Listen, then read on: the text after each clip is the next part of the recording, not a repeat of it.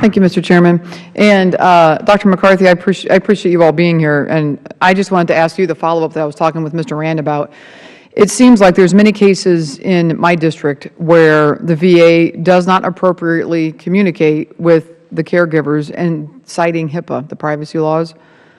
It seems like VA is being overzealous in the application of HIPAA, which then the domino effect creates difficulty with a caregiver to know what to do, any kind of direction.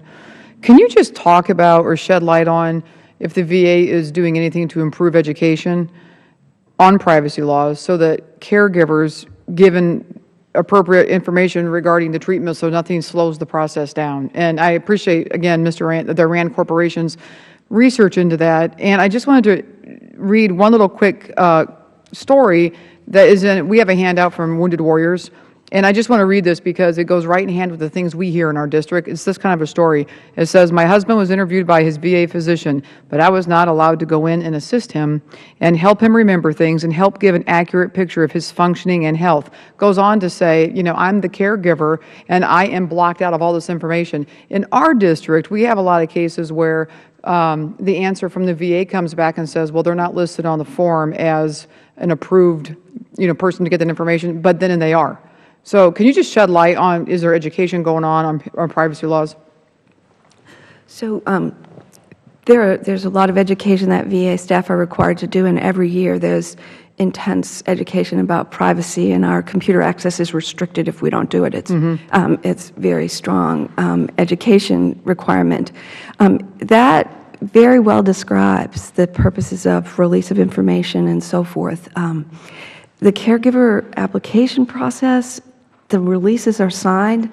My suggestion is carry it with you, make a copy and carry it with you, you know, and have it be set up that it's in an ongoing way. That's how it best works. I too am the relative of a veteran and had to navigate the system, and so appreciate what you're talking about. But fortunately, it was for my father, and I was allowed to have access to what I needed to advocate for him for. But I apologize for what happened with the family that you spoke of, and we're happy to take that for the record and look into it if you want. But nevertheless, the issue is the release of information is really the bottom line.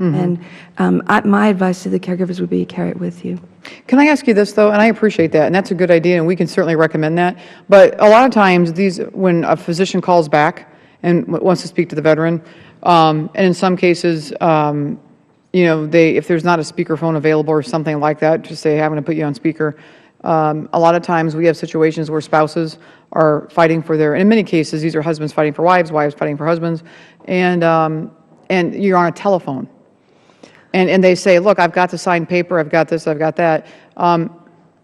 What do they do then? And then also my question is, on that 800 number, that caregiver 800 number, is that something that we can give out to a spouse who's in the middle of that hassle, a family member, say call that customer hotline, the caregiver hotline? Caregiver support line, yes. And they are fielding 200 a day.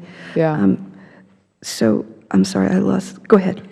You know, I would add that in my work with other organizations like the Caregiver Action Network, even in some preliminary work that the Institute of Medicine is doing on caregiving as a national issue, this issue of HIPAA really cuts across all of caregiving, not just for veterans. And certainly my office, the Caregiver Support Program, we really believe that part of our role is to provide additional education about the role of caregivers to our providers and to ensure that they do become part of the treatment team. One of the things we're talking about is in our residency programs and some of our other medical services talking about caregivers when folks are part of VA's training programs to ensure that they begin to understand whether or not they stay within VA, how important it is to include that caregiver on the phone or in the appointment. I appreciate that. And my final question is just to get an idea, back to this whole IT issue and looking and searching and being able to get this new database management system. What's the timeline on that? When will you be up and running with the type of a system that you needed to manage this program?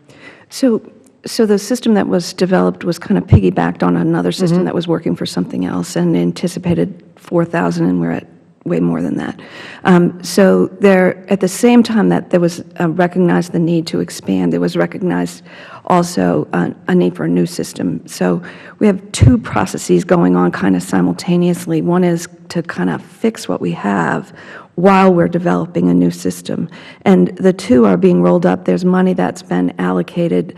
I don't know if you're familiar with the PMAS system and all that for the IT approvals, but it's past the first phase. It's now at the point of the next approval, and then we'll go into planning and development as part of that. They'll look Where does at- that put us? Does it put us at 2015, 16, 17?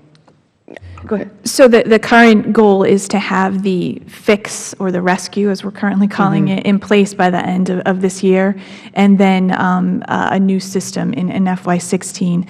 I do think that because of, certainly this is work that we've been doing now for several years. We had an initial document with all of the requirements completed even before we started taking applications in 2011.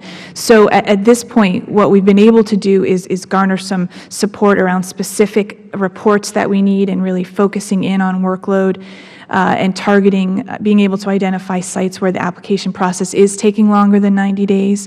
And I actually have some staff working fairly diligently with specific medical centers to improve that time it takes to take applications. Okay, I appreciate it, Mr. Chairman. I yield back.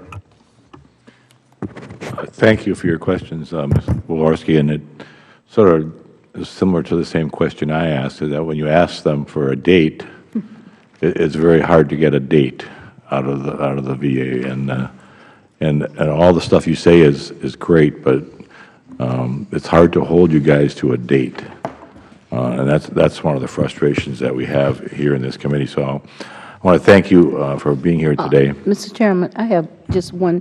Yeah, absolutely.